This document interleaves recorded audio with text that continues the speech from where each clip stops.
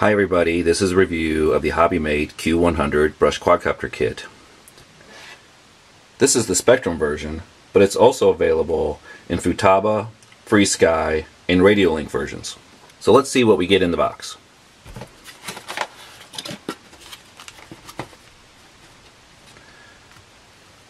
Alright, so we've got a frame. It's plastic. Fairly rigid.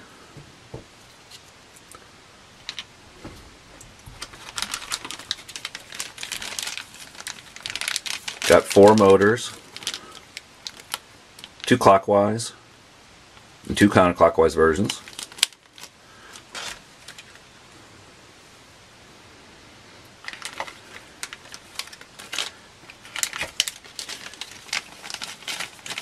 We've got a whole bunch of props, 65 millimeters, 10 pairs total, both clockwise and counterclockwise versions also.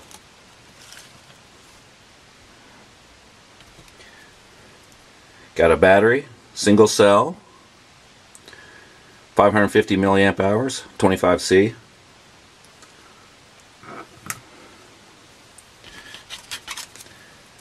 Have a battery lead and some rubber bands.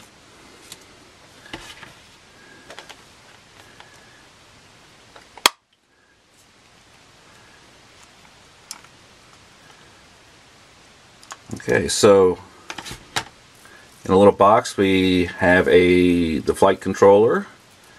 Has this version, of course, as I mentioned, is the Spectrum version, so it's got the Spectrum satellite receiver. It's got a set of leads here for hooking up to a different receiver.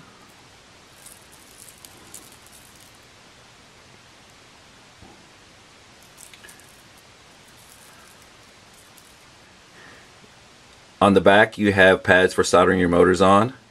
There's the pads for the number 1 motor, number 2, number 3, and number 4. Also have the main battery pads here, the positives on this side and the negatives on this side. You can see there's actually a board that can be equipped for a hexcopter. It also has motor pads for a 5th and 6th motor.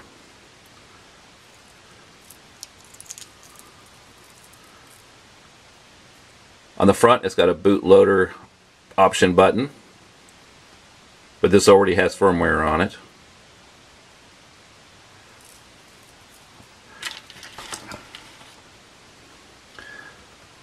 Also in the box there is an Fpv camera and transmitter.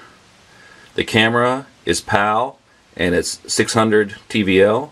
The transmitter is 16 channels and it is 25 milliwatts and features a dipole antenna. I like that this doesn't have a cloverleaf on it, because the cloverleafs on these little quads always get broken, so the dipole is much more sturdy. On the transmitter it's 16 channels and it has a little button here to switch between the channels. I believe it has a couple little lights on here that indicates what channel you're on.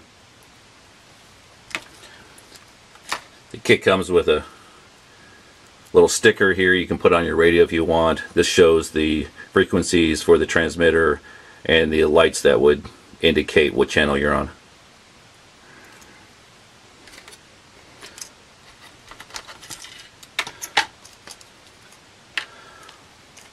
Also included is a couple pieces of heat shrink and a piece of double-sided sticky tape. So now let's go ahead and put the kit together. Okay, first up we're going to solder on our power lead and our motor leads. The number 2 motor, which is in the upper right hand corner here, and the number 3 motor are going to get the black and wire motors. The number 4 motor and the number 1 motor are going to get the red and blue wires.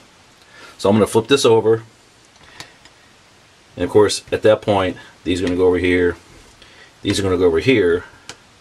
Number 2 and number 3, white and black.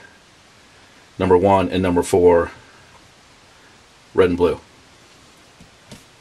Alright, so the soldering was pretty easy. I just put a little bit of solder on each pad before I put the motor leads on. So pads number 2 and 3 got the white and black wires. You should note that the white wires are positive and the black wires are negative. And pads 2 and 4 got the red and blue wires, and the red wire is positive and the blue wire is negative. Now I will piggyback the FPV transmitter leads on the motor leads, as it uses the same battery voltage. Alright, here we go. That soldering didn't take very long. I trimmed a little bit of wire off the transmitter power leads. They were a little long, shortened them up. Plan to just fold it over the top like this.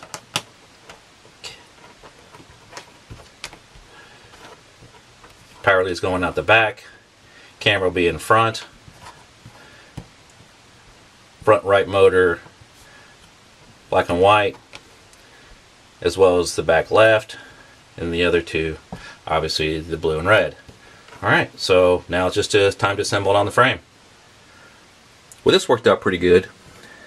I've got the FPV camera mounted up front here. There's a little pocket here. I put a little piece of that double-sided sticky tape down in that pocket to hold the FPV camera. The board, there's actually some clips on the frame that hold the board really securely in place. I've got the FPV transmitter power piggybacked on the back of the battery leads. These motors fit in nice and snug. They won't be coming out. I put a little twist in the wires. I think it makes it a little neater when you run the motor leads back. Of course, the cover is going to be going over the front part here, so some of this extra wire will be hidden. So now all I got to do is hook up for the Spectrum version. It'll go up here in this. The satellite receiver will go up here in this front plug, and I'll do that next.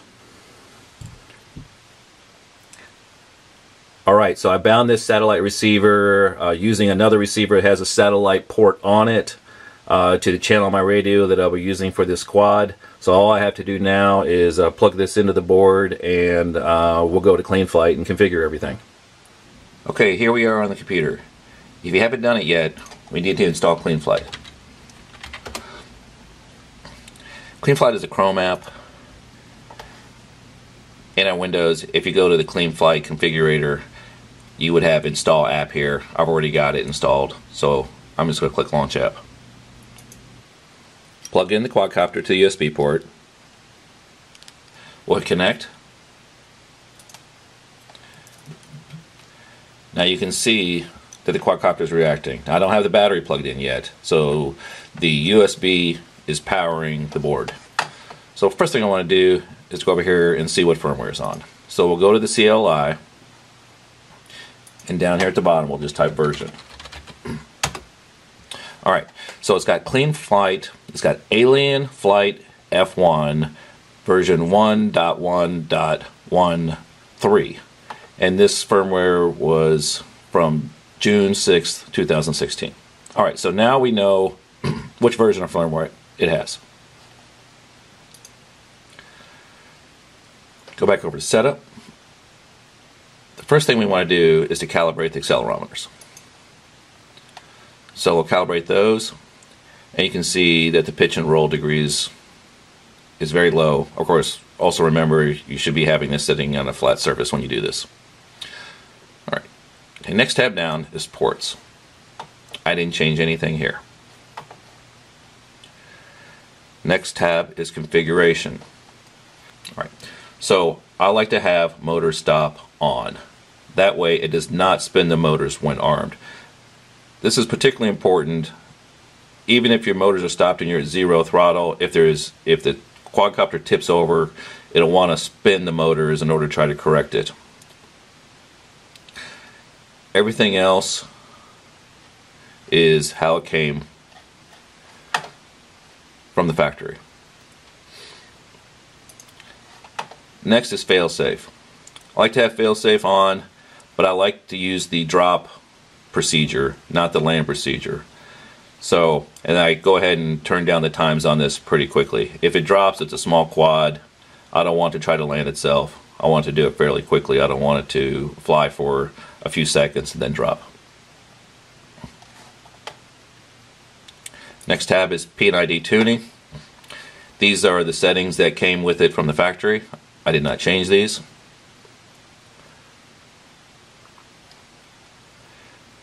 Next setting is receiver. So I'll go ahead and plug in the quadcopter and turn on my transmitter. Now the props are off. Okay, you can see here as I move my right stick that the values are changing, so everything's working right. And yaw, so for your roll, so this is your left and right aileron. That's left, that's right, so you know the direction's correct. If it's not, you reverse it on your radio. Pitch, pulling back on the stick, pushing forward on the stick. Yaw, left rudder, right rudder, throttle, up, different auxiliary switches.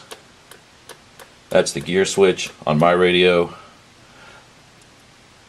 This is the flap switch on my radio. This is a 3-position switch. And this is my auxiliary 2 switch on my radio. So you can see all of that's coming through. All that's working. If that's not the correct order, you can change it up here in the channel map. Next up is modes. Alright, from the factory it doesn't have any modes configured. So I'm going to add angle mode and horizon mode. And I want this to be on my 3-way switch. So I'm going to select, that was auxiliary 2 for both of those. So angle mode, I want to have it when I have the switch in the first position. And I want it to be horizon mode when it's in the second position. So see this little green indicator here. There's my first position, there's my second position, and my third position will be acro mode, where both these modes are turned off. So I'll save that.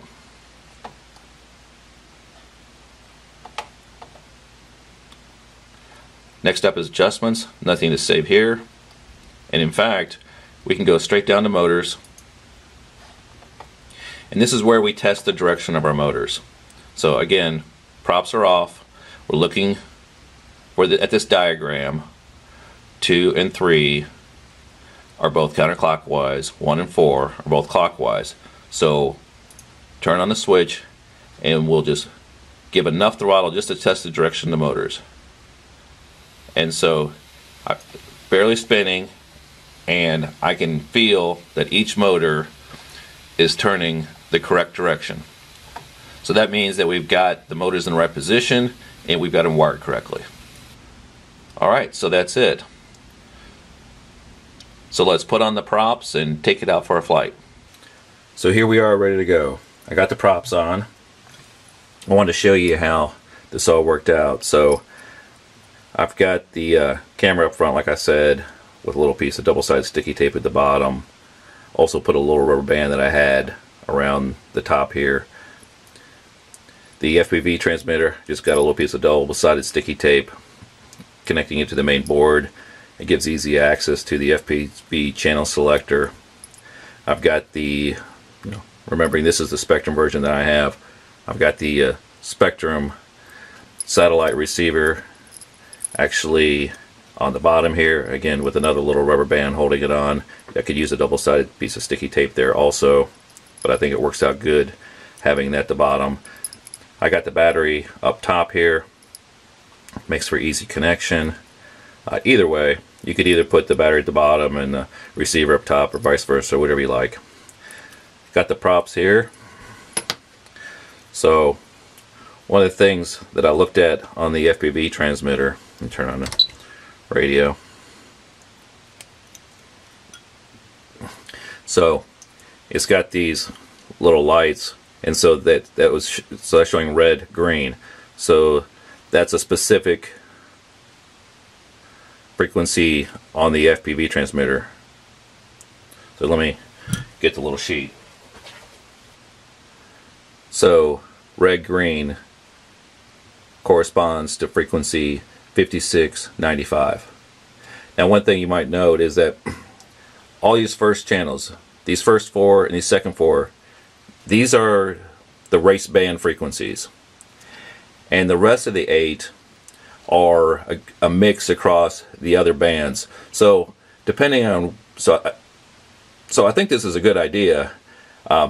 Most folks have race band receivers now, but if not, if you have one of the older receivers, then likely one of these other frequencies are going to be within that range. So I think they were smart about how they set this up. Okay, here let's put on the top.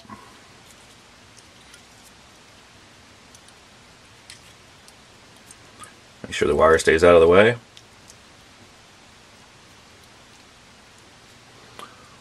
All in all, it's a nice looking little quad. So let's do some FPVing. Alright, real quick, I did want to measure the weight also. So the quadcopter without the battery, but this does include the receiver, weighs 46 grams. You add the battery, you're at 60, 61. Okay, so now let's go fly.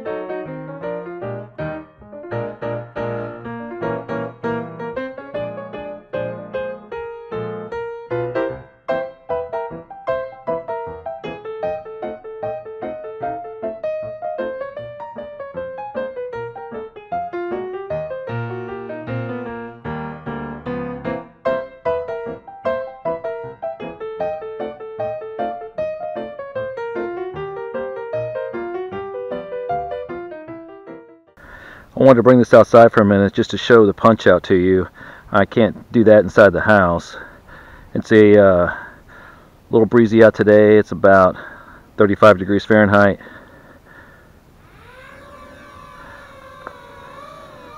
But this thing is, I've got this in horizon mode right now. It's pretty stable. I mean, I'm not doing much on the sticks, but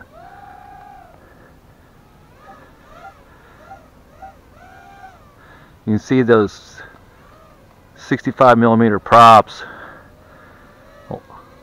on those 8.5mm by 20 motors. They do pretty good.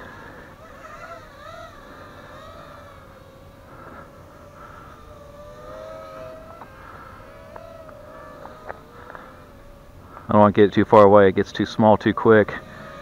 See on the video.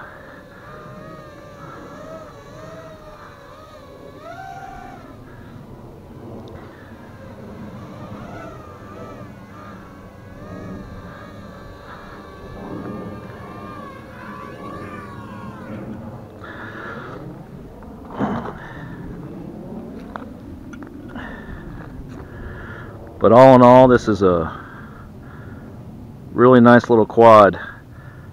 I'm looking forward to my friends getting one of these. Get a couple of these. We'll end up doing some indoor flights, some races, FPV indoors this winter.